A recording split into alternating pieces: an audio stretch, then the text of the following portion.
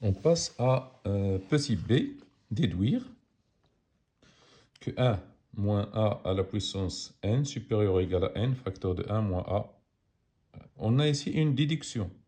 On peut la faire aisément par récurrence, mais on nous demande de déduire. Donc pour déduire, c'est très simple. On voit que a, il est supérieur à la puissance n, car a, il est compris entre 0 et 1. Donc aussi, a carré, il est supérieur à la puissance n, puisque n est très grande. Donc a à la puissance 3, elle est supérieure elle aussi à a à la puissance n, donc jusqu'à a à la puissance n. Donc ici, il est supérieur ou égal, supérieur ou égal, supérieur ou égal, supérieur ou égal à a à la puissance n.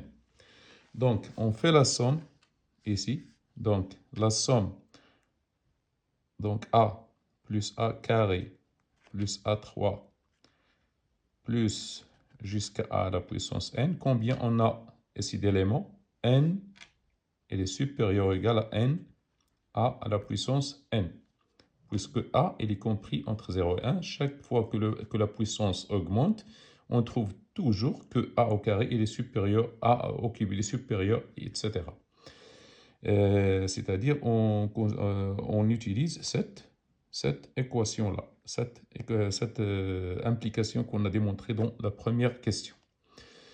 Donc ici, c'est-à-dire Sn, il est supérieur ou égal à n, ce qui implique tout simplement que a, facteur de 1 moins a à la puissance n, sur 1 moins a, qui est supérieur ou égal à n, et du coup, on trouve notre, c'est-à-dire 1 moins a à la puissance n, elle est supérieure ou égale à 1 moins a,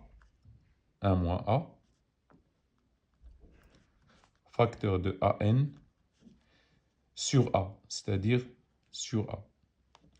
Sur a, c'est-à-dire 1 moins an, elle est supérieure ou égale à 1 moins a, 1 moins a, fois a à la puissance n moins 1, fois a à la puissance n moins 1. J'ai oublié ici un n ici. Oui, c'est n supérieur ou égal à n à n.